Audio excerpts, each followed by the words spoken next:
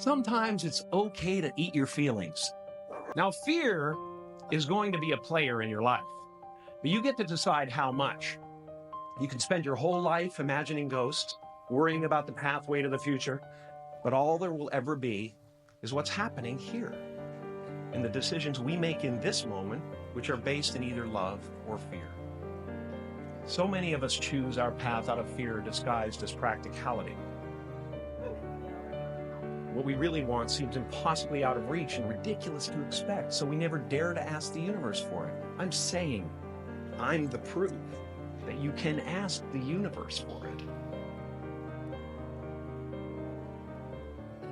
My father could have been a great comedian, but he didn't believe that that was possible for him. And so he made a conservative choice. Instead, he got a safe job as an accountant. And when I was 12 years old, he was let go from that safe job. And our family had to do whatever we could to survive. I learned many great lessons from my father, not the least of which was that you can fail at what you don't want. So you might as well take a chance on doing what you love. When I was about 28, after a decade as a professional comedian, I realized one night in LA that the purpose of my life had always been to free people from concern, just like my dad. And when I realized this, I dubbed my new devotion the Church of Freedom from Concern. What's yours? How will you serve the world? What do they need that your talent can provide? That's all you have to figure out. As someone who's done what you're about to go and do, I can tell you from experience, the effect you have on others is the most valuable currency there is. Because everything you gain in life will rot and fall apart, and all that will be left of you is what was in your heart. The only one I hadn't freed was myself, and that's when my search for identity deepened.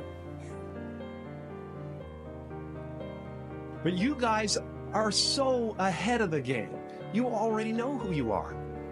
And that peace that we're after, lies somewhere beyond personality, beyond the perception of others, beyond invention and disguise, even beyond effort itself. You can join the game, fight the wars, play with form all you want, but to find real peace, you have to let the armor go.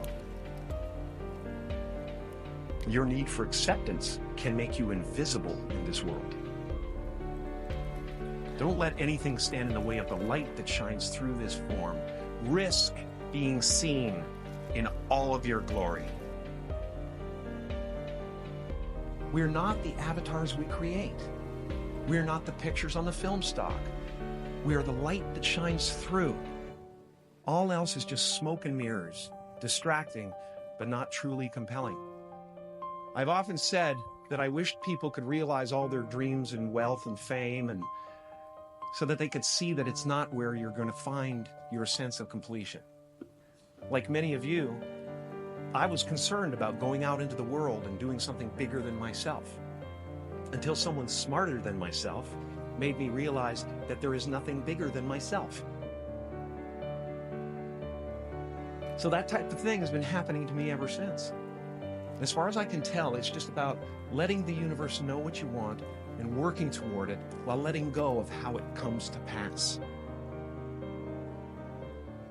Your job is not to figure out how it's going to happen for you, but to open the door in your head.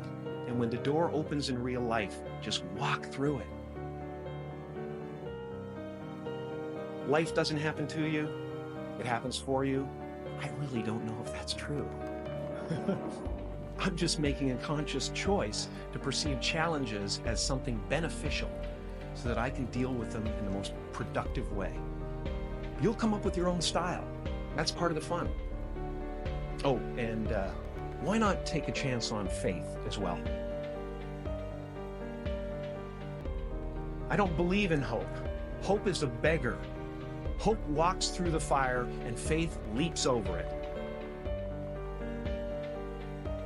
You will only ever have two choices, love or fear. Choose love, and don't ever let fear turn you against your playful heart.